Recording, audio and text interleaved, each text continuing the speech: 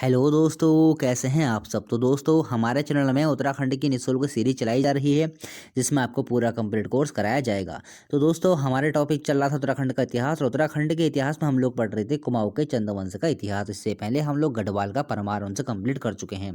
तो दोस्तों आज हम लोग पढ़ने वाले हैं उद्योगचंद, ज्ञानचंद द्वितीय और जगतचंद के बारे में। इससे पिछली वाली वीडियो में हमने पढ़ा था बाज बहादुर चंद के बारे में और तीलू रौतेली के बारे में। तो दोस्तों हमारा चंद्रवंश का इतिहास खत्म ही होने वाला है, बस 3-4 वीडियो और आएंगी और हमारा चंद्रवंश का इतिहास कंप्लीट हो जाएगा। लेकिन दोस्तों आगे बढ़ने से पहले एक दो क्वेश्चन पिछली वाली वीडियो के हमारे रह गए थे, वहां से छूट गए थे, उनको आपको यहाँ पर लिख लेना है। देखिए तीलू रौतेली से संबंधित आपको क्वेश्चन नोट करना है यहाँ पर से किसके तीलू, मैं यहाँ पर लिख दे रहा हूँ, आपका नोट कर लेना। हो सकता है दोस्तों एग्जाम में ये क्वेश्चन पूछ ले कि तीलू रौतेली के मंगेतर का क्या नाम था। आपको ये नोट कर लेना है, तीलू रौतेली के मंगेतर का नाम था भवानी हीरा नेगी। भवानी हीरा नेगी आपको यहाँ पर लिख लेंगे, भवानी हीरा नेगी। ये तीलू रौतेली के मंगेतर का नाम था। पिछली वाली वीडियो में मेरा ये छूट गया था क्योंकि बहुत बड़ी वीडियो वहाँ से हो गई थी, तो एक दो क्वेश्चन वहाँ से छूट गए थे दोस्तों, तो आपको यहाँ से नोट कर लेने हैं। तीलू रौतेली के मंगेतर का नाम भवानी हीरा नेगी था। और साथ में एक क्वेश्चन आपको ये नोट करना है, देखिए कटारमल मंदिर है जो कि अल्मोड़ा में है, कटारमल सूर्य मंदिर। तो इस कटारमल सूर्य मंदिर का निर्माण तो कराया था किसने, कत्यूरी शासक राजा कटारमल ने। लेकिन जो इसका जीर्णोद्धार कराएगा वो कराएगा कौन, बाज बहादुर चंद इसका जीर्णोद्धार कराएगा। बाज बहादुर इसका क्या कराएगा, जीर्णोद्धार। बहुत ही महत्वपूर्ण है। कटारमल मंदिर कौन बनाएगा, राजा कटारमल, और इसका जो जीर्णोद्धार कराएगा वो कराएगा बाज बहादुर चंद ने इसका जीर्णोद्धार करवाया था। बहुत ही महत्वपूर्ण क्वेश्चन है दोस्तों, आपको नोट कर लेना है। चलिए ठीक है, तो चलिए हम लोग शुरू करते हैं उद्योगचंद से। हम लोग शुरू करते हैं, अगर हम लोग बात करते हैं उद्योगचंद के शासनकाल की, तो 1678 से लेकर 1698 ईस्वी तक इसका शासनकाल रहेगा। और अगर हम लोग बात करते हैं कि उद्योगचंद चंद्रवंश के किस क्रम का शासक रहेगा, तो ये रहेगा 51वें नंबर का यह शासक रहेगा। चलिए ठीक है, तो उद्योगचंद किसका पुत्र था, ये था बाज बहादुर चंद का पुत्र था। देखिए उद्योगचंद का किसका पुत्र था, ये महत्वपूर्ण है क्योंकि बाज बहादुर चंद बहुत ही शक्तिशाली राजा हुआ है और उसके शासनकाल में कह सकते हैं चंद्रवंश एक बहुत नई ऊंचाइयों पर पहुंचा था, तो इसलिए उसका पुत्र का नाम इंपॉर्टेंट हो जाता है। तो आपको नोट कर लेना है कि बाज बहादुर चंद के पुत्र का नाम क्या था, उद्योगचंद। चलिए ठीक है, अगर हम लोग बात करते हैं उद्योगचंद के समकालीन परमार शासक कौन था, तो फतेहपति शाह इसके समकालीन शासक आएगा। और अगर हम बात करते हैं इसके समकालीन मुगल शासक कौन रहेगा, तो औरंगजेब इसके समकालीन रहेगा। ठीक है, तो उद्योगचंद ने गद्दी पर बैठते ही 1678 ईस्वी में पवार राज्य पर आक्रमण कर बधानगढ़ पर अधिकार कर लिया। बधानगढ़ गढ़वाल में ही एक गढ़ है, तो वहीं पर क्या किया था उद्योगचंद ने आक्रमण किया। कब किया, 1678। देखिए जैसे ही ये गद्दी पर बैठता है 1678 में, गद्दी पर बैठते जैसे कि इसके पूर्वजों ने किया था, ज्ञानचंद द्वितीय हो और बाज बहादुर चंद हो। ज्ञानचंद द्वितीय तो इसके बाद आएगा, जैसे कि इससे पहले जो भी शासक रहेंगे उन्होंने भी क्या किया था, गढ़वाल पर क्या किया था, जो आक्रमण किया था। उसी प्रकार से उद्योगचंद ने भी क्या किया, कुर्सी पर बैठते ही, गद्दी पर बैठते ही गढ़वाल पर आक्रमण करना शुरू कर दिया था। तो देखिए आक्रमण किया इसने और बधानगढ़ पर इसने वहां पर अधिकार कर लिया था। और इसमें देखिए उद्योगचंद का सेनापति कौन था, मैसी साहू। इस समय जो 1678 में इसने गढ़वाल पर आक्रमण किया था, इस समय उद्योगचंद का सेनापति था मैसी साहू।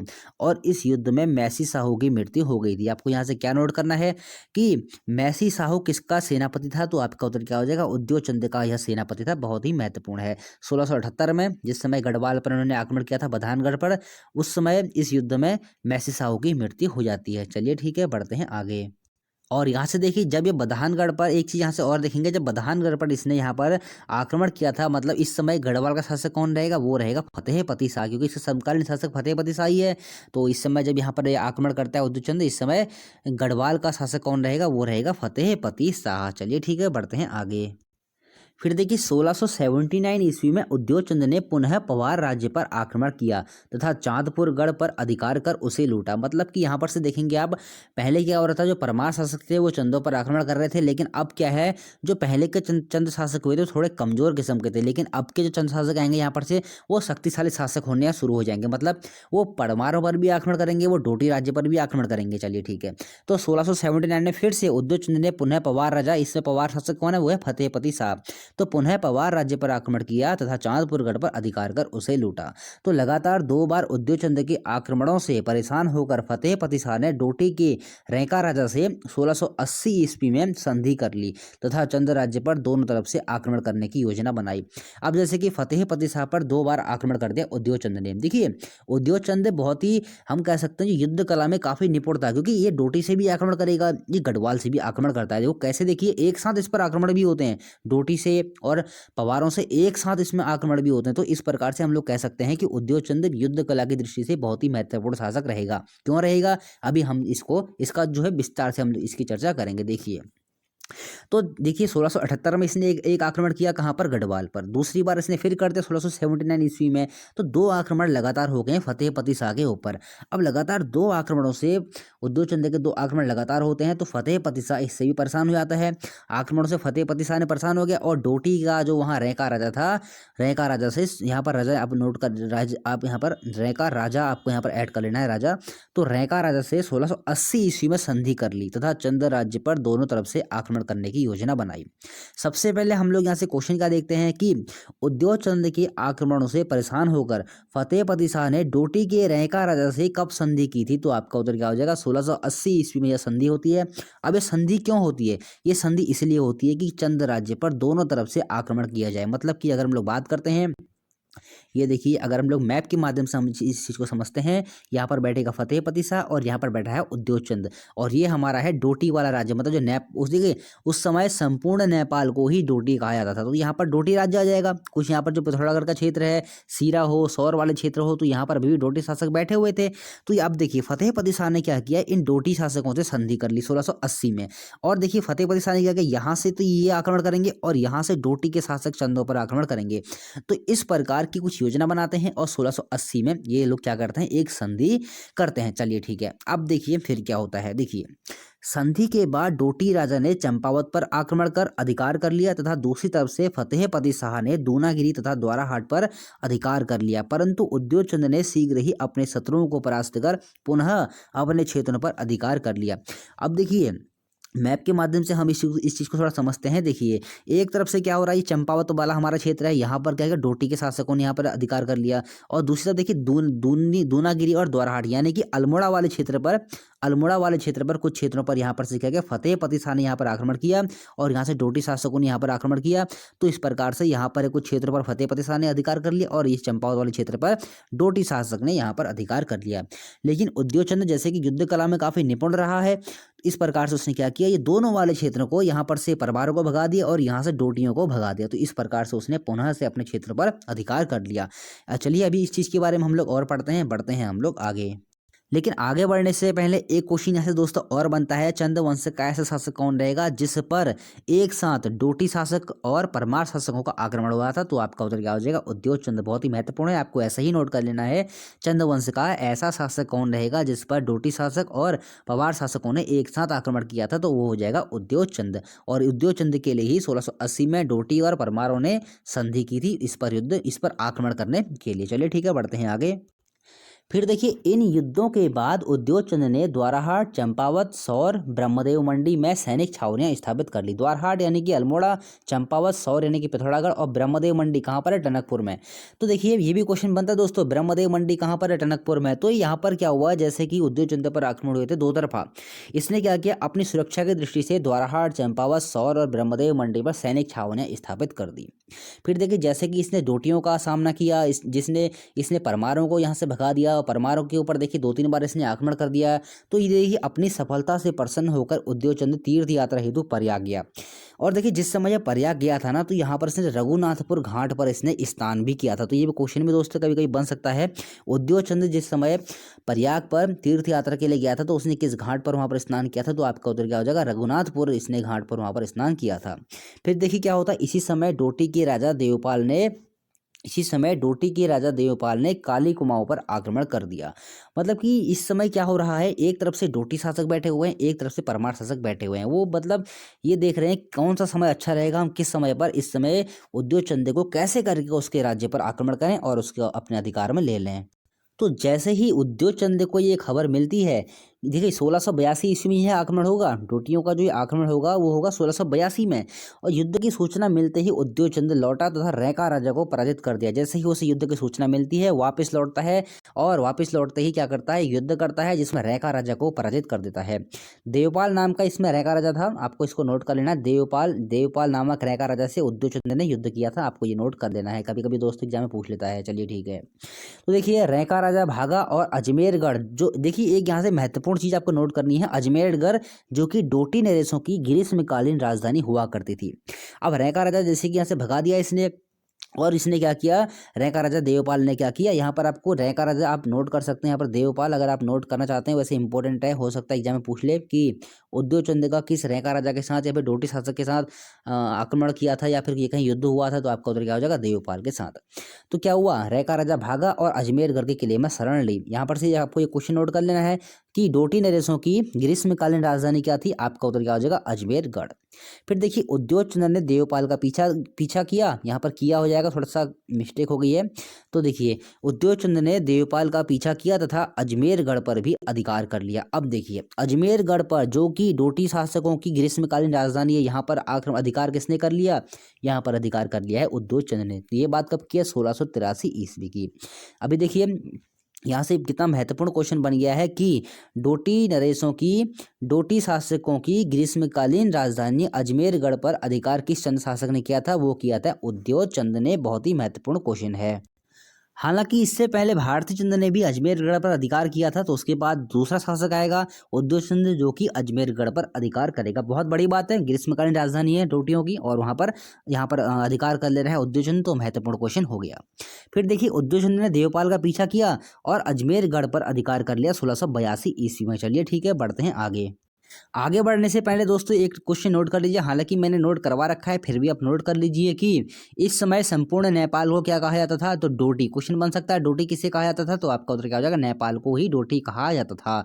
और देखिए सीरा वाले क्षेत्र को, ये भी आपको नोट कर लेंगे, सीरा वाले क्षेत्र को वल्ली डोटी, यानी कि मैं लिख दे रहा हूँ यहाँ पर, सीरा वाले क्षेत्र को वल्ली डोटी इस समय कहा जाएगा, वल्ली डोटी। इस समय सीरा वाले क्षेत्र को वल्ली डोटी कहा जाता था, और यहाँ पर डोटियों का अधिकार था। चलिए ठीक है, बढ़ते हैं आगे। फिर देखिए रैका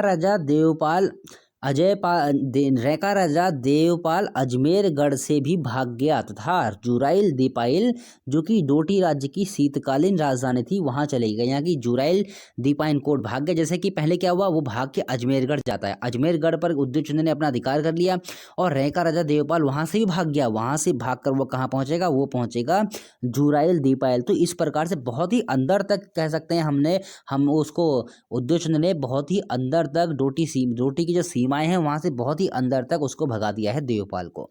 तो इस प्रकार से देख सकते हैं बहुत ही युद्ध कला में बहुत ही निपुण हम लोग देख रहे हैं उद्योगचंद को। तो यहाँ से दो क्वेश्चन बन गए आपके, अजमेरगढ़ डोटी नरेशों की बनेगी आपकी शीतकालीन, ये बनेगी ग्रीष्मकालीन राजधानी, और जुराइल दीपाइल बनेगी डोटी राज्य की शीतकालीन राजधानी। तो दो क्वेश्चन दोस्तों बहुत ही महत्वपूर्ण हो गए हैं। एग्जाम में क्वेश्चन बनेगा कि डोटी नरेशों की शीतकालीन राजधानी कहाँ थी, तो आपका उत्तर क्या हो जाएगा, जुराइल दीपाइल में। और डोटी नरेशों की ग्रीष्मकालीन राजधानी कहाँ थी, तो आपका उत्तर क्या हो जाएगा, अजमेरगढ़ में। तो फिर क्या होता है, ये भाग जाता है अजमेरगढ़ की तरफ, और अजमेरगढ़ से भाग के कहाँ गए, ये पहुंचता है जुराइल दीपाइल में। तो यहाँ पर से जो उद्योगचंद था उसकी सेना ने अजमेरगढ़ को खूब लूट लिया, जितना भी वहाँ पर था जो भी कुछ था खूब वहाँ पर खूब लूटपाट की इन्होंने, और लूटपाट कर ये लोग क्या करते हैं, वापस आ जाते हैं। लेकिन ये पहुंच जाता है जुराइल दीपाइल कोट पर। अब देखिए यहाँ पर से ये क्वेश्चन और नोट कर लेंगे आप कि जो डोटी नरेशों की शीतकालीन राजधानी थी जुराइल दीपाइल, ये किस नदी के किनारे थी, तो आपका उत्तर क्या हो जाएगा, सेठी नदी के यह किनारे स्थित थी। कभी कभी दोस्तों एग्जाम में जब ज्यादा ही डीप बनता है तो ऐसे ऐसे क्वेश्चन दोस्तों बन जाते हैं, इसलिए आपको याद रखना है।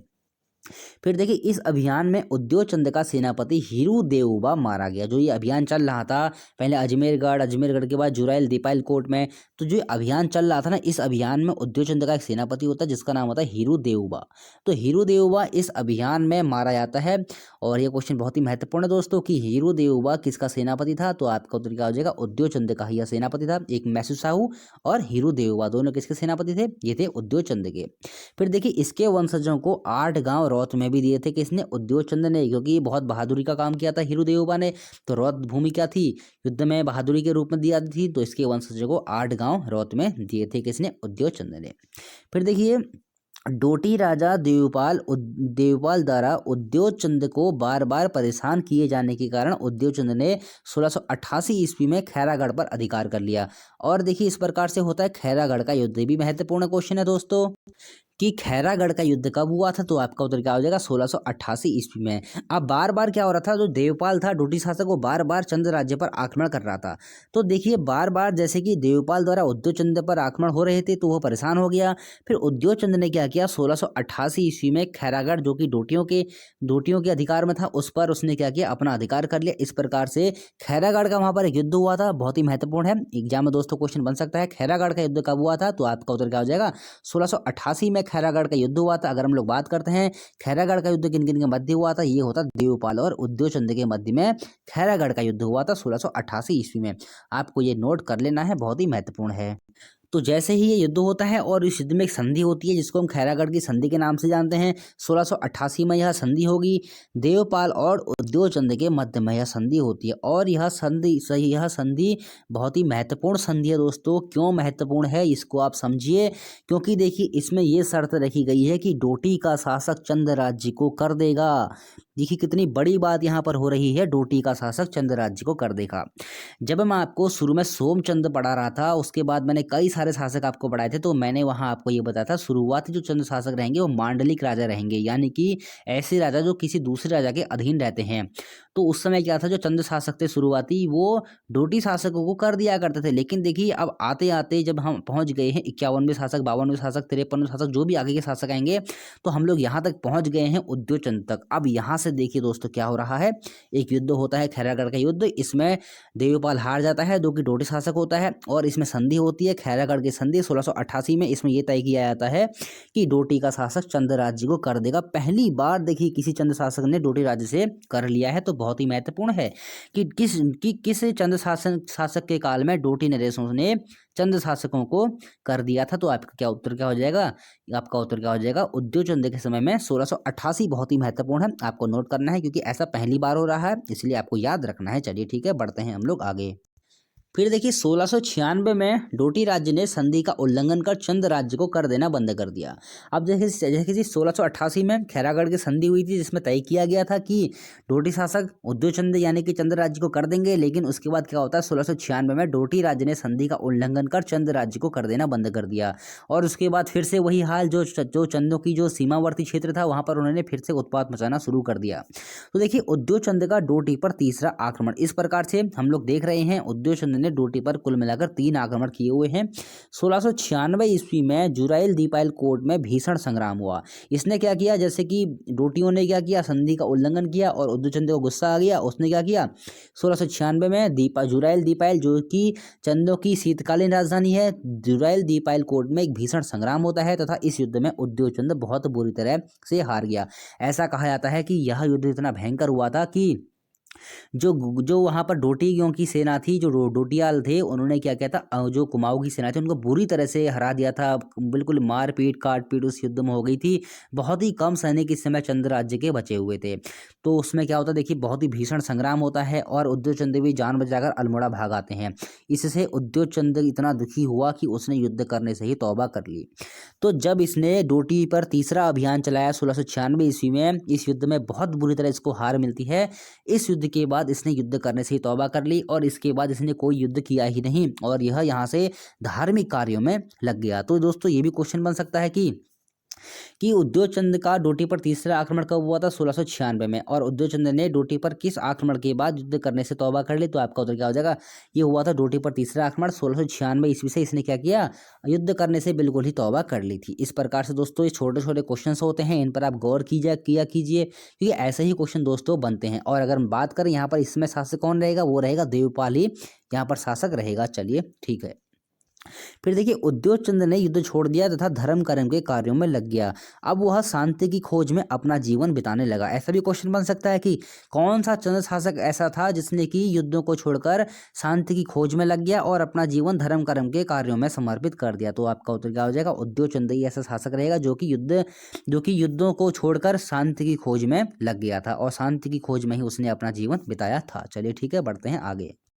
फिर देखिए इतिहासकारों ने उद्योग चंद को तपस्वी की संज्ञा दी है। जैसे कि मैंने आपको बताया ना, इसने युद्ध से तौबा कर ली थी, युद्ध इसने छोड़ दिए थे, इस प्रकार से धर्म कर्म के कार्यों में लग गया था, विद्वानों के बीच में रहने लगा, अपने राज्य में इसने कई विद्वानों को ही बुलाया था और इस प्रकार से इतिहासकारों ने इसको तपस्वी की संज्ञा दी है। क्वेश्चन बनता है दोस्तों, किस चंद शासक को तपस्वी की संज्ञा दी गई है? तो आपका उत्तर क्या हो जाएगा? उद्योग चंद को तपस्वी की संज्ञा दी गई है।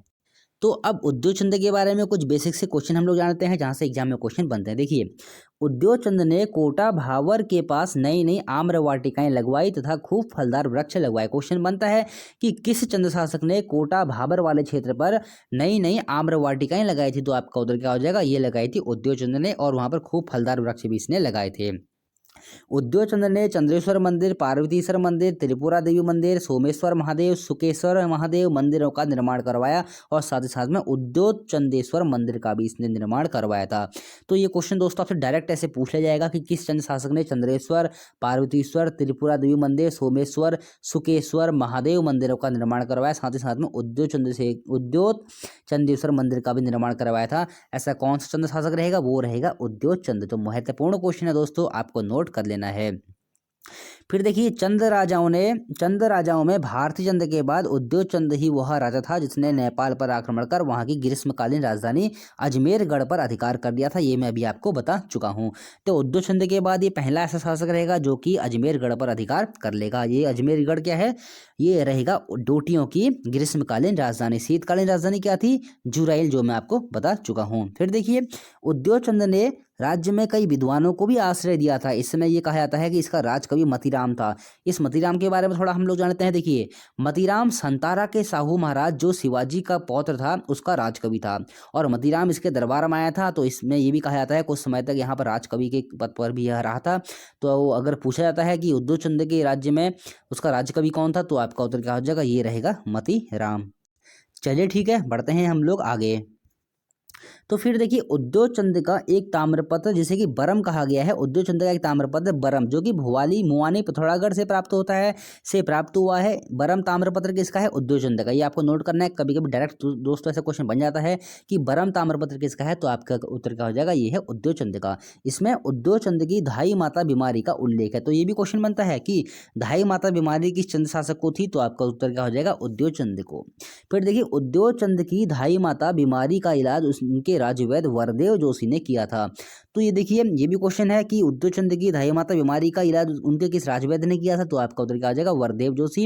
यहाँ से दोस्तों ऐसे भी क्वेश्चन बन सकता है कि वरदेव जोशी किसका राजवैद्य था, तो आपका उत्तर क्या आ जाएगा? उद्योग चंद का। यह क्वेश्चन ऐसे बनेगा, उद्योग चंद का राजवैद्य कौन था? आपका उत्तर क्या हो जाएगा? वरदेव जोशी। उद्योग चंद ने रंग महल तथा तल्ला महल का भी निर्माण करवाया था। देखिए, मल्ला महल का निर्माण किसने कराया था, जो मैं अभी आपको बता चुका हूं, अभी नहीं मतलब एक वीडियो में मैंने आपको बताया था कि मल्ला महल का निर्माण करवाया था रुद्रचंद ने। और देखिए, यहाँ पर तल्ला महल का निर्माण कौन करा रहा है? ये करा रहा है उद्योग चंद। रुद्रचंद वाली वीडियो में मैंने आपको बताया था। और फिर देखिए, तल्ला महल का निर्माण कौन कराएगा? ये कराएगा उद्योग चंद। और रंग महल का निर्माण कौन कराएगा? ये कराएगा उद्योग चंद। तो ये भी बहुत ही महत्वपूर्ण है कि रंग महल और तल्ला महल का निर्माण किसने कराया, तो ये कराया था उद्योग चंद ने। उद्योग चंद ने 1689 ईस्वी में लक्ष्य दीपावली मनाई। इसने कहा जाता है कि 1-2 हजार वहां पर दीप जलाए थे, तो उसी को इसने लक्ष्य दीपावली के रूप में इसने मनाया था। तो क्वेश्चन बनता है, लक्ष्य दीपावली किस चंद शासक ने मनाई थी, तो आपका उत्तर क्या हो जाएगा? उद्योग चंद ने 1689 ईस्वी में। फिर देखिए, उद्योग चंद ने 1697 ईस्वी में दशे का छज्जा का निर्माण भी करवाया था। स्थापत्य की दृष्टि से भी इसका शासनकाल महत्वपूर्ण है, क्योंकि देखिए यहाँ पर इसने क्या किया है? रंग महल का निर्माण करवाया है, तल्ला महल का निर्माण करवा रहा है, दशे का छज्जा का निर्माण करवा रहा है। तो स्थापत्य की दृष्टि से भी इसका शासनकाल महत्वपूर्ण रहेगा। काफी सारे इसने मंदिरों का निर्माण भी करवाया है।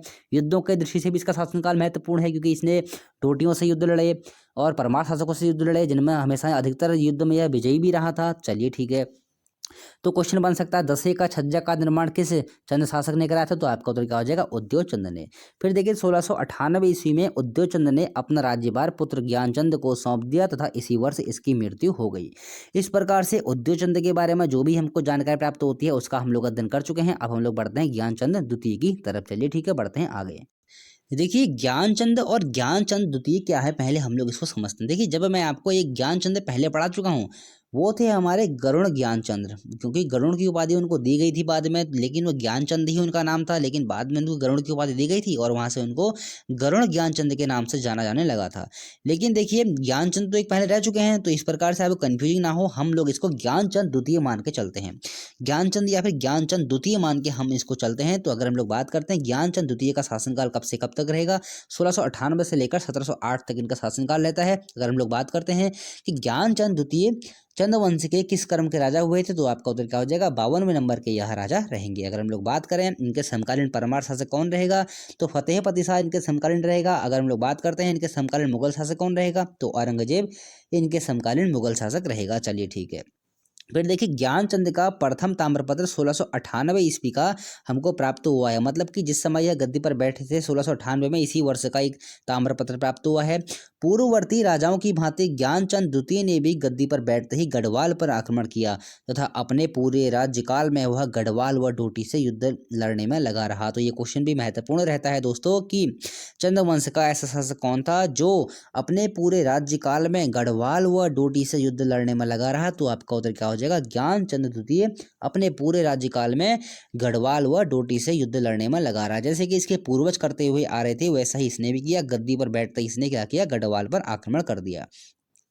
तो गद्दी पर जैसे ही बैठता है 1698 ईस्वी में, ये क्या करता है, इसने क्या किया था, ज्ञानचंद का पहला आक्रमण गढ़वाल की पिंडर घाटी में होता है 1698। मतलब जैसे ही यह गद्दी पर बैठता है तो उसके बाद क्या होता है, गढ़वाल की पिंडर घाटी पर इसने क्या किया, आक्रमण कर दिया। तो क्वेश्चन बन सकता है गढ़वाल की पिंडर घाटी पर आक्रमण किस चंद्र शासक ने किया था, तो आपका उत्तर क्या हो जाएगा, ज्ञानचंद द्वितीय ने गढ़वाल की पिंडर घाटी पर आक्रमण किया था। चलिए ठीक है, बढ़ते हैं आगे।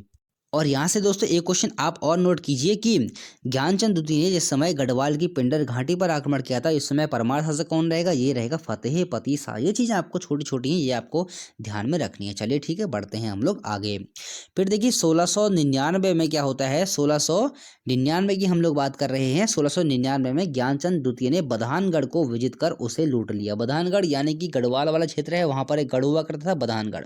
तो बधानगढ़ हो गया, यहाँ पर जो गढ़ थे जो सीमा वाले क्षेत्र में, जैसे ना ये गढ़ कहाँ पर हुआ करते थे, ये जो गढ़ थे जो कुमाऊं और गढ़वाल की जो सीमाएं ने सीमाओं पर ये गढ़ हुआ करते थे, तो इनको लूटने में इनको आसानी हुआ करती थी। तो उसी प्रकार से बधानगढ़ को ये बार बार लूटते रहते थे चंद्र शासक। तो 1699 में ज्ञानचंद द्वितीय ने बधानगढ़ को विजित कर उसे लूट लिया और इसमें परमार वंश का शासक कौन रहेगा, वो रहेगा फतेहपति शाह। चलिए ठीक है। फिर देखिए बधानगढ़ का इसका आक्रमण महत्वपूर्ण है, क्यों महत्वपूर्ण है उसको हम लोग जानते हैं। देखिए ज्ञानचंद द्वितीय बधानगढ़ जो कि गढ़वाल में स्थित है से बधानगढ़ से नंदा देवी की स्वर्ण प्रतिमा अपने साथ ले आया, जिसे उसने अल्मोड़ा स्थित नंदा देवी के मंदिर में स्थापित कराया। तो बहुत ही महत्वपूर्ण क्वेश्चन है दोस्तों, एग्जाम में आ भी चुका है कि कौन सा चंद्र शासक गढ़वाल से नंदा देवी की स्वर्ण प्रतिमा लाकर अल्मोड़ा नंदा देवी के मंदिर में स्थापित करवाया था। तो आपका उत्तर क्या हो जाएगा, ज्ञानचंद द्वितीय बधानगढ़ से नंदा देवी की स्वर्ण प्रतिमा अपने साथ लाया, जिससे उसने अल्मोड़ा स्थित नंदा देवी के मंदिर में स्थापित करवाया था।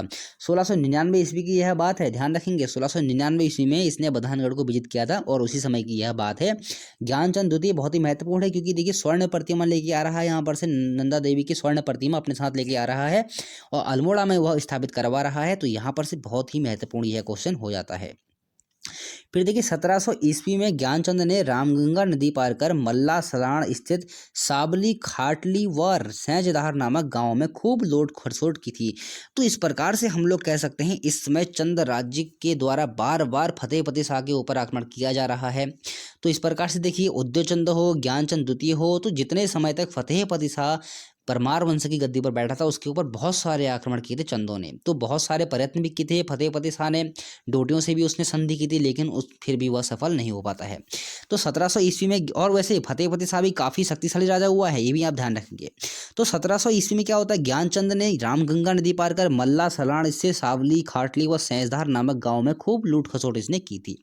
तो ये तो रही थी गढ़वाल पर इसके आक्रमण की बातें। अब हम लोग बात करते हैं डोटी अभियान 1704 ईस्वी में। देखिए जो हमारा ज्ञानचंद द्वितीय रहेगा, इसका पिता कौन था, इसका पिता था उद्योगचंद। जैसे कि मैंने आपको बताया ना, उद्योगचंद ने डोटी पर तीसरा जब आक्रमण किया था तो उसमें उसको बहुत बुरी तरह उसको हार मिली थी, और उसी हार का बदला लेने के लिए ज्ञानचंद द्वितीय ने, मतलब अपने पिता की हार का बदला लेने के लिए ही यह अभियान चलाया था। तो देखिए यह युद्ध कुमाऊं की सीमा पर लड़ा गया जो कि मलेरिया ग्रस्त क्षेत्र था। यहाँ से देखिए क्वेश्चन बनेगा दोस्तों, जो अभी आपको बताऊंगा। ये अगर हम लोग बात करते हैं, ये देखिए यहाँ पर से ये यहाँ पर यह युद्ध हुआ होगा कहीं कुमाऊं की सीमा पर, क्योंकि ये डोटियों का क्षेत्र हो गया और ये हो गया हमारा कुमाऊं का, ये हो गया गढ़वाल का, तो ये रहेगा हमारा सीमा वाला क्षेत्र। तो यहाँ पर क्या था, इसी क्षेत्र पर यह आक्रमण हुआ था, यहाँ पर यह युद्ध हुआ था डोटी और कुमाऊं के चंद शासकों के मध्य में। लेकिन जो ये क्षेत्र रहा था ना, उस समय मलेरिया ग्रस्त ये वाला क्षेत्र रहा होगा। चलिए ठीक है, बढ़ते हैं हम लोग आगे। फिर देखिए इस युद्ध में डोटी नरेश तो हारकर भाग निकला, किंतु ज्ञानचंद द्वितीय की सेना मलेरिया का शिकार हो गई थी। तो दोस्तों ये क्वेश्चन बहुत ही महत्वपूर्ण रहता है कि किस ऐसा क्वेश्चन बनेगा, किस चंद शासक की सेना डोटी से युद्ध करते समय मलेरिया का शिकार हो गई थी। तो आपका उत्तर क्या हो जाएगा, ज्ञानचंद द्वितीय की सीमा डोटियों से युद्ध करते समय मलेरिया का शिकार हो गई थी। ऐसे ही क्वेश्चन दोस्तों वर्तमान में बन रहे हैं काफी डीप, तो आपको याद रखना है ज्ञानचंद द्वितीय की सेना मलेरिया का शिकार हो गई थी जिस समय डोटी अभियान चल रहा था। फिर देखिए 1701 में गढ़ नरेश फतेहपति शाह ने चंद्र राज्य पर आक्रमण किया और पाली परगने के गिवाड़ व चौकोट को लूटकर इन्हें वीरान कर दिया। ऐसा नहीं था कि फतेहपति शाह के ऊपर ही आक्रमण हो रहे हैं, फतेहपति शाह चुप है। फतेहपति शाह ने भी 1701 में अपनी हार का बदला लेने के लिए ज्ञानचंद द्वितीय के ऊपर आक्रमण किया और पाली परगने के यानी कि पिथौरागढ़ वाले क्षेत्र में गिवाड़ व चौकोट को लूटकर इन्हें वीरान कर दिया। अल्मोड़ा वाले क्षेत्रों में देखिए पाली परगना, गिवाड़ व चौकोर के क्षेत्र जो थे इनको लूटा और इन्हें बिल्कुल ही वीरान इसने कर दिया था। फिर देखिए डोटी अभियानों के दौरान उद्योग चंद, ये बहुत ही महत्वपूर्ण क्वेश्चन है दोस्तों, इसको नोट करेंगे। डोटी अभियानों के दौरान उद्योग चंद व ज्ञानचंद द्वितीय ने सौर व सीरा में अनेक मंदिर बनवाए। उनके बनाए मंदिरों को देवल अथवा धौल कहा जाता था। क्वेश्चन बहुत ही महत्वपूर्ण क्वेश्चन है दोस्तों कि किन चंद शासकों के द्वारा डोटी अभियानों में बनाए गए मंदिरों को देवल अथवा धौल कहा जाता था। तो आपका उत्तर क्या हो जाएगा, उद्योग चंद और ज्ञानचंद द्वितीय द्वारा सौर व सीरा में अनेक मंदिर बनवाए थे। और ये उन्होंने किस दौरान बनाए थे, ये बनाए थे उन्होंने डोटी अभियान के दौरान ही ये मंदिर बनवाए गए थे जिनको देवल अथवा धौल कहा जाता था। चलिए ठीक है। फिर देखिए देव स्थल के चोपता, नकुलेश्वर, कासनी, मरसोली आदि चंद शैली के मंदिर उद्योग चंद व ज्ञानचंद द्वारा ही निर्मित है। मतलब कि इन्होंने काफी सारे मंदिरों का निर्माण करवाया था। बहुत सारे मंदिरों का निर्माण उद्योग चंद और ज्ञानचंद द्वितीय ने करवाया था। इनको देवल व धौल उसमें कहा जाता था। चलिए ठीक है, बढ़ते हैं हम लोग आगे। फिर देखिए यहाँ पर से फिर से एक युद्ध हो रहा है। युद्ध का नाम है दुधौली का युद्ध। कहीं कहीं भी दुधली का युद्ध भी मिलता है देखने को आपको, लेकिन दुधौली का युद्ध 1703 ईस्वी में यह युद्ध होता है। बहुत ही महत्वपूर्ण है, क्वेश्चन डायरेक्ट बन जाएगा। दुधौली का युद्ध कब हुआ था, तो आपका उत्तर क्या होगा, 1703 में यह युद्ध हुआ था। अगर हम लोग बात करते हैं दुधौली का युद्ध किन किन के मध्य हुआ, तो ज्ञानचंद द्वितीय और फतेहपति शाह यानी कि चंद राजवंश और पवार राजवंश के मध्य में यह युद्ध हुआ था। तो महत्वपूर्ण है, ज्ञानचंद द्वितीय और फतेहपति शाह के मध्य में दुधौली का युद्ध कब हुआ था, तो आपका उत्तर क्या हो जाएगा, 1703 ईस्वी में। इस युद्ध में चंद्रसेना ने पवार सेना को पराजित भी कर दिया था। देखिए यहाँ पर से चंद्रसेना भी काफी महत्वपूर्ण हो गई है, चंद्र राजवंश से काफी सर्वाधिक शक्तिशाली कह सकते हैं इस समय हो गया है, क्योंकि पवार शासकों को हरा दे रहे हैं, डोटियों को हरा रहे हैं। तो इस प्रकार से चंद्रसेना की जो शक्ति है काफी संगठित हो गई है। देखिए 1707 ईस्वी में चंद्रसेना ने पुनः पवारों पर आक्रमण किया तथा चंद्रसेना ने चांदपुरगढ़ तथा जूनियागढ़ पर अधिकार कर लिया। फतेहपति शाह श्रीनगर छोड़ भागा तथा चंदों ने श्रीनगर को खूब लूटा और उसे एक ब्राह्मण को दान में दे दिया। तो ये क्वेश्चन दोस्तों बहुत ही महत्वपूर्ण होता है कि किस चंद शासक ने श्रीनगर पर आक्रमण किया, आक्रमण करने के बाद वहां से पवार शासक को भगा दिया और श्रीनगर को एक ब्राह्मण को दान में दे दिया। तो ये किसने किया था, ये किया था ज्ञानचंद द्वितीय ने। बहुत बड़ी यहाँ पर बात हो गई है दोस्तों। और ये भी क्वेश्चन बनता है कि फतेहपति शाह और ज्ञानचंद द्वितीय के मध्य में युद्ध कहाँ पर हुआ था, तो ये हुआ था श्रीनगर में। एक युद्ध होता है 1707 ईस्वी में। तो ये क्वेश्चन बन सकता है दोस्तों, 1707 ईस्वी में ज्ञानचंद द्वितीय और फतेहपति शाह के मध्य में युद्ध कहाँ हुआ था, तो आपको तरीका हो जाएगा श्रीनगर में यह युद्ध हुआ था। तो फतेहपति शाह श्रीनगर छोड़कर भाग जाता है और श्रीनगर को भी खूब लूटा जाता है और उसे एक ब्राह्मण को दान में दे दिया जाता है। तो दोस्तों यहाँ देख रहे होंगे आप, इस समय चंद शासक हैं काफ़ी इस समय शक्तिशाली हो गए हैं और उन्होंने क्या किया, गढ़वाल के क्षेत्रों पर उत्पात मचाना काफ़ी शुरू कर दिया, वहाँ पर लूटपाट मचानी काफ़ी शुरू कर दी है। तो इस प्रकार से चंदों की शक्ति में बिल्कुल ही एकदम से कह सकते हैं उनकी जो शक्ति है काफ़ी इस समय बढ़ चुकी है। तो ये छोटे छोटे क्वेश्चन है ना दोस्तों, ये ऐसे क्वेश्चन जो होते हैं ना एग्जाम में पूछ ले जाते हैं कि ऐसा जो एक ब्राह्मण को दान में दे दिया, मतलब युद्ध के बाद देखिए उसको लूटा भी, उसको एक ब्राह्मण को दान में दे दिया, ऐसी घटना कब हुई थी, इन ऐसे घटनाओं के बारे में क्वेश्चन बन जाते हैं। इन घटनाओं को लेके आपसे क्वेश्चन पूछ लिया जाता है। तो ये जो घटनाएं होती हैं ना, इनको याद किया कीजिए कि ये घटना क्यों हुई। देखिए इतनी बड़ी घटना हो रही है, श्रीनगर को उन्होंने लूटा भी, उसके बाद उसको क्या कि ब्राह्मण को दान में कर दिया। ये किसकी काल की घटना है? फतेहपति शाह इस समय परमार शासक रहेगा और ज्ञानचंद द्वितीय इस समय चंद्र शासक रहेगा, और इन्हीं के काल की यह घटना है। फिर देखिए ज्ञानचंद द्वितीय ने कत्यूर घाटी में बद्रीनाथ मंदिर बनवाया था। बहुत ही महत्वपूर्ण क्वेश्चन है दोस्तों कि कत्यूर घाटी में बद्रीनाथ मंदिर किसने स्थापित कराया था? तो आपका उत्तर क्या हो जाएगा? ज्ञानचंद द्वितीय ने। वैसे जो मूल बद्रीनाथ मंदिर है वो कहाँ है? वो है चमोली में, लेकिन कत्यूर घाटी में भी बद्रीनाथ मंदिर स्थापित किया था किसने? वो किया था ज्ञानचंद द्वितीय ने। तो बहुत ही महत्वपूर्ण क्वेश्चन है दोस्तों कि ज्ञानचंद ने कत्यूर घाटी में बद्रीनाथ मंदिर स्थापित किया था। बहुत ही महत्वपूर्ण है, या फिर क्वेश्चन ऐसे बन जाएगा कत्यूर घाटी में बद्रीनाथ मंदिर किसने स्थापित कराया था? तो आपका उत्तर क्या हो जाएगा? ये कराया था ज्ञानचंद द्वितीय ने। फिर देखिए ज्ञानचंद द्वितीय ने बैजनाथ मंदिर का जीर्णोद्धार कराया तथा तराई भावर में इसने भी आम के बगीचे लगाए थे, और 1708 ईस्वी में इसकी मृत्यु हो जाती है। इस प्रकार से ज्ञानचंद द्वितीय का जो शासनकाल रहेगा ये भी अब हम कह सकते हैं अच्छा शासनकाल रहेगा, क्योंकि पवारों से इसने काफ़ी युद्ध किए जिसमें ये विजयी भी रहा था। तो इस प्रकार से इसने बैजनाथ मंदिर का जीर्णोद्धार कराया और तराई भावर में आम के बगीचे लगाए, और 1708 ईस्वी में इसकी मृत्यु हो जाती है। चलिए ठीक है, इसके बाद जो राजा बनता है वो बनता है जगतचंद, उसके बारे में हम लोग पढ़ते हैं। चलिए ठीक है, बढ़ते हैं हम लोग आगे। फिर देखिए हम लोग पढ़ते हैं जगत चंद के बारे में। इंपॉर्टेंट है, यहाँ से भी दोस्तों काफ़ी क्वेश्चन बनते हैं। तो देखिए सबसे पहले हम लोग जगत चंद के शासनकाल की हम लोग बात करते हैं। 1708 से लेकर 1720 ईस्वी तक इसका शासनकाल रहेगा। अगर हम लोग बात करते हैं जगत चंद चंद्रवंशी का किस क्रम का राजा रहेगा, तो आपका उत्तर क्या हो जाएगा? 53वें नंबर का यह राजा रहेगा। फिर देखिए समकालीन जो परमार शासक रहेंगे वो रहेंगे फतेहपति शाह, उपेंद्र शाह और प्रदीप शाह। हालांकि इन जो बात के शासक आएंगे उपेंद्र शाह, इसका शासनकाल 1-2 साल का ही रहेगा। ठीक है, फिर देखिए अगर हम लोग बात करते हैं जगत चंद के शासनकाल की, तो जगत चंद के शासनकाल को कुमाऊं का स्वर्णकाल कहा गया। तो बहुत ही महत्वपूर्ण क्वेश्चन है दोस्तों। अभी तक कोई ऐसा चंद्र शासक नहीं आया है जिसके बारे में हम लोग कह सकते हैं कि इसका शासनकाल कुमाऊं का स्वर्णकाल रहेगा। तो आपका उत्तर क्या हो जाएगा कि अगर क्वेश्चन ऐसा बनेगा कि किस चंद्र शासक का शासनकाल कुमाऊं का स्वर्णकाल कहा जाता है, तो आपका उत्तर क्या हो जाएगा? जगत चंद का शासनकाल को कुमाऊं का स्वर्णकाल कहा जाता है। क्यों कहा जाता है उसके बारे में हम लोग देखते हैं। देखिए जगत चंद का काल चंदों के इतिहास में सर्वाधिक उत्कर्ष का काल था। 12 साल के शासनकाल में, देखिए मात्र 12 साल का इसका शासनकाल रहेगा। 12 साल के शासनकाल में राज्य की जनता के मध्य जो यश इसने प्राप्त किया वह किसी भी चंद्र नरेश को नसीब नहीं हुआ। इस प्रकार से हम लोग कह सकते हैं सर्वाधिक जनता के मध्य में सर्वाधिक यश, सर्वाधिक प्रसिद्धि प्राप्ति करने वाला शासक रहेगा। मात्र 12 साल, देखिए कुल मात्र 12 साल 1708 से लेकर 1720 ईस्वी में, इतने छोटे से ही शासनकाल में इसने इतनी महत्वपूर्ण उपलब्धि हासिल कर ली थी। कुमाऊं का स्वर्णकाल कहा जाने लगा था इसके समय पर। तो ये महत्वपूर्ण क्वेश्चन है दोस्तों, जगत चंद के समय को कुमाऊं का स्वर्णकाल भी कहा गया है। चलिए ठीक है, बढ़ते हैं आगे।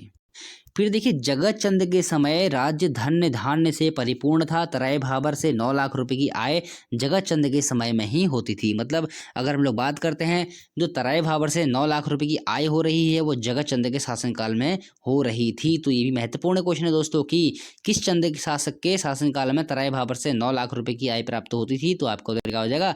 ये हो जाएगी जगत चंद के समय में। तो इसलिए इसको 9 लखिया माल भी कहा जाता है। पहले भी मैं आपको बता चुका हूँ 9 लखिया माल इसके कहा जाता है, क्योंकि यहाँ से 9 लाख रुपए की आय हुआ करती थी और इसी को 9 लखिया माल कहा जाता था। माल यानी कि तराई वाले क्षेत्र को उसमें बोला जाता था। तो ये महत्वपूर्ण क्वेश्चन है दोस्तों, आपको याद रखना है। फिर देखिए ज्ञानचंद द्वितीय के समय, देखिए ज्ञानचंद द्वितीय के समय की हम लोग एक बात कर रहे हैं, उसका लिंक जगत चंद से कैसे होगा उसको हम लोग समझते हैं। देखिए ज्ञानचंद द्वितीय के समय बधानगढ़ की लड़ाई हुई थी, जिस समय मैं आपको बता चुका हूँ बधानगढ़ की लड़ाई हुई थी। तो उस लड़ाई में वीरेश्वर जोशी वैतकुड़ी ने ज्ञानचंद द्वितीय के लिए जासूसी की थी, जिससे जगत चंद को बधानगढ़ किले में किला जीतने में सफलता प्राप्त मिली थी। देखिए यहाँ से क्वेश्चन क्या महत्वपूर्ण है कि ज्ञानचंद द्वितीय ने जिस समय बधानगढ़ की लड़ाई रही थी उस समय उसके लिए जासूसी किसने की थी। तो आपका उत्तर क्या हो जाएगा? वीरेश्वर जोशी ने इस समय उसके लिए जासूसी की थी। और इसी जासूसी के द्वारा ही हम लोग इसको समझेंगे दोस्तों अच्छे से। तो इसी जासूसी के द्वारा ही यहाँ पर से थोड़ी सी दोस्तों मिस्टेक होगी। वो मिस्टेक क्या हुई मैं आपको बताता हूँ। देखिए यहाँ पर देखिए आपको जगत चंद की जगह ना, यहाँ पर जगत चंद की जगह ज्ञानचंद द्वितीय लिखना है यहाँ पर, क्योंकि जो जो जासूसी की थी वो किसके लिए की थी, ज्ञानचंद द्वितीय के लिए। तो इसी जासूसी के द्वारा है ज्ञानचंद को बधानगढ़ को जीतने में सफलता मिली थी। तो ये क्वेश्चन दोस्तों बहुत ही महत्वपूर्ण रहता है कि ज्ञानचंद द्वितीय ने बधानगढ़ की लड़ाई लड़ी थी, उसमें उसके लिए जासूसी किसने की थी, वो की थी बीरेश्वर जोशी ने। और इसी बीरेश्वर जोशी के द्वारा जब उसने जासूसी की गई थी, इसी के बाबत उसने बधानगढ़ जीतने में सफलता प्राप्त की थी। तो देखिए इसके बाद क्या होता है, इस बाबत जैसे कि सफलता मतलब इसको मिल गई है और इसमें सहायता किसने की है, वीरेश्वर जोशी ने। तो इस बाबत ज्ञानचंद द्वितीय ने वीरेश्वर जोशी को रौत में जमीन दी, जिसके ताम्रपत्र अग्निकुंड में जल गए। अगर हम लोग बात करते हैं, यह जानकारी हमको बरम ताम्रपत्र से प्राप्त हो रही है। बरम ताम्रपत्र की हम लोग पहले बात कर चुके हैं।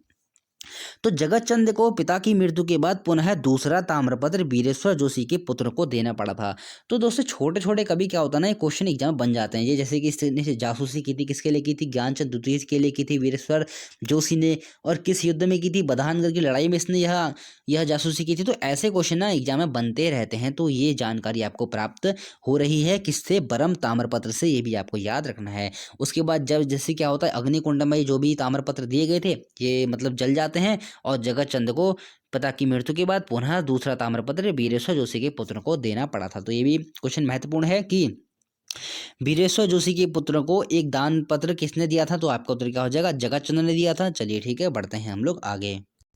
फिर देखिए परमार शासक फतेहपति शाह पर आक्रमण। फतेहपति शाह पर तो हमेशा आक्रमण होते ही रहे हैं। देखिए जो भी चंद शासक आ रहा है, फतेहपति शाह जब तक गढ़वाल का शासक रहेगा वहां पर आक्रमण होगा ही होगा। देखिए जगत चंद ने अपने राज्याभिषेक के प्रथम वर्ष गढ़राज्य के लोहाबगढ़ और बधानगढ़ पर आक्रमण किया और सफल आक्रमण किया, और श्रीनगर के समीप भीषण युद्ध में गढ़ नरेश फतेहपति शाह को पराजित किया तथा अपने प्रतिनिधि को सौंपाया। ये देखिए ये कितनी बड़ी बात रही थी।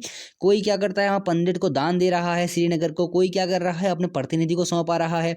इस प्रकार से हम लोग कह सकते हैं चंदों की शक्ति में कितनी इसमें अर्जित, उनकी जो शक्ति है कितनी इसमें बढ़ चुकी है। तो ये भी क्वेश्चन महत्वपूर्ण क्वेश्चन है दोस्तों कि फतेहपति शाह और जगत चंद के मध्य में जो युद्ध होता है वो कब हुआ था, वो हुआ था, देखिए इसकी डेट भी आपको याद रखनी है।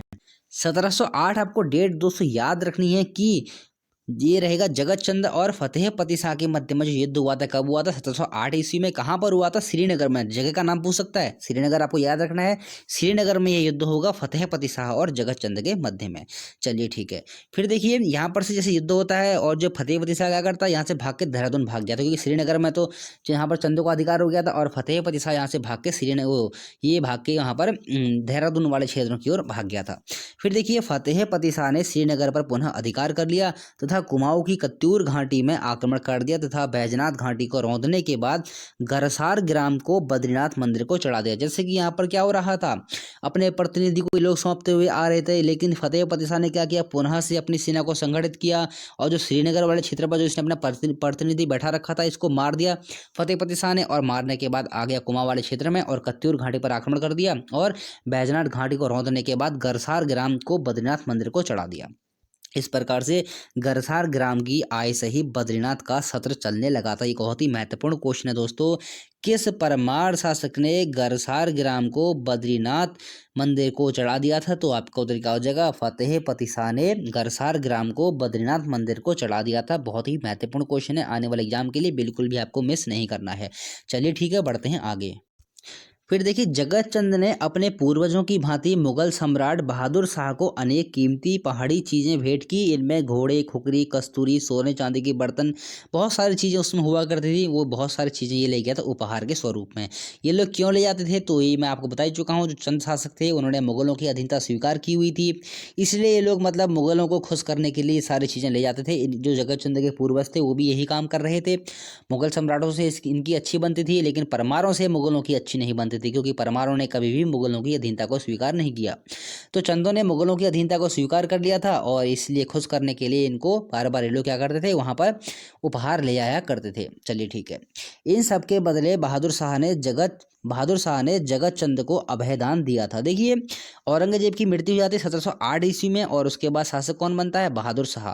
तो बहादुर शाह ने जगत चंद को अभयदान दिया था। तो बहुत ही महत्वपूर्ण क्वेश्चन यहाँ पर से दोस्तों बन के निकलता है कि किस चंद शासक को बहादुर शाह ने अभयदान दिया था? तो आपका उत्तर क्या हो जाएगा, ये दिया था बहादुर शाह ने। या क्वेश्चन ऐसा बन जाएगा, जगत चंद को अभयदान किस मुगल शासक ने दिया था? तो आपका उत्तर क्या हो जाएगा, बहादुर शाह ने। फिर देखिए, जगत चंद ने जुआरियों पर भी कर लगाया था, बहुत ही महत्वपूर्ण है, आने वाले एग्जाम में आपको क्वेश्चन देखने को मिलेगा। किस चंद शासक ने जुआरियों पर कर लगाया था? तो आपका उत्तर क्या हो जाएगा, जगत चंद ने। 1720 ईस्वी में चेचक से जगत चंद की मृत्यु हो गई थी। ये भी महत्वपूर्ण है कि किस चंद शासक की मृत्यु चेचक से हुई थी? तो आपका उत्तर क्या हो जाएगा, जगत चंद की। कब होती है, 1720 ईस्वी में। और इसी जगत चंद ने ही 1000 गायें दान में दी थी। उस समय बहुत बड़ी बात होती दोस्तों, 1000 गायें दान में देना। तो क्वेश्चन बनता है, किस चंद शासक ने 1000 गायें दान में दी थी? तो आपका उत्तर क्या हो जाएगा, जगत चंद ने 1000 गायें दान में दी थी। 1720 में जगत चंद की मृत्यु के बाद चंद वंश की अवनति होने लगी। अवनति मतलब कह सकते हैं हम लोग पतन होना शुरू हो जाएगा। ये भी क्वेश्चन बनता है कि चंद वंश का पतन होना कब से शुरू हुआ? तो आपका उत्तर क्या हो जाएगा, जगत चंद की मृत्यु 1720 में होती है और 1720 ईस्वी से ही चंद वंश का पतन होना शुरू हो जाता है। 1720 आपको डेट याद रखनी है, बहुत ही महत्वपूर्ण है, क्योंकि यहाँ से जो भी शासक आएंगे इसके बाद शासक बनेगा देवीचंद, जो कि हम कुमाऊं का तुगलक जिसको बोलते हैं उसके बारे में हम लोग पढ़ेंगे। तो कल्याण चंद चतुर्थ आएगा, उसके बारे में हम लोग पढ़ेंगे। अजीत चंद आएगा, उसके बारे में हम लोग पढ़ेंगे। जो शासनकाल ये इनका रहेगा ना, बहुत ही कम रहेगा, और ये लोग जो शासक रहेंगे बहुत ही हम लोग कह सकते हैं शक्तिहीन ये लोग रहेंगे। तो यहाँ से क्या होता है, और इस समय इनके मध्य में कुछ युद्ध भी होते हैं, उत्तराधिकार के युद्ध होते हैं। तो वहाँ से क्या होता है, जो राज्य में अराजकता का माहौल हो जाता है, राज्य की स्थिति ठीक नहीं रहती है। तो इस प्रकार से काफ़ी सारे वहाँ पर ऐसी चीज़ें होने लग जाएंगी कि चंद वंश का पतन होना शुरू हो जाएगा 1720 ईस्वी से। ये आपको डेट याद रखनी है। तो इस प्रकार से हम लोग जब अगली वीडियो में पढ़ेंगे तो जो जितने भी चंद शासक हो गए उनके हमको एक ही वीडियो में अब हम लोग कवर कर लेंगे, क्योंकि 4-5 शासक आपके और बचे हुए हैं, जो कि कुछ शासकों के बारे में तो हमको शासनकाल उनका पता ही नहीं उनके बारे में क्या हुआ था, लेकिन जिनके बारे में हमको पता लगता है उनके बारे में हम लोग अध्ययन करेंगे। और इस प्रकार से आपका चंद वंश खत्म हो जाएगा, और उसके बाद उनके प्रशासन की हम लोग बात करेंगे। उनकी जो कर व्यवस्था थी, उनका प्रशासन था, जो भी उनके बारे में हम लोग जानकारी प्राप्त होती है, उन सब के बारे में हम लोग अध्ययन करेंगे। और दोस्तों, आप हमारे फेसबुक पेज से ऐड हो जाइए, जहाँ से आपको नई नई जानकारियाँ मिलती रहती हैं। तो दोस्तों, आज ये थी बात जगत चंद, ज्ञानचंद के बारे में और उदय चंद के बारे में, और अगली वीडियो जल्दी ही आ जाएगी दोस्तों, और चंद वंश भी आपका जल्द ही खत्म हो जाएगा। तो मिलते हैं अगली वीडियो में। आज के लिए इतना ही। वीडियो अगर पसंद आए तो लाइक कीजिए और चैनल को सब्सक्राइब कीजिए।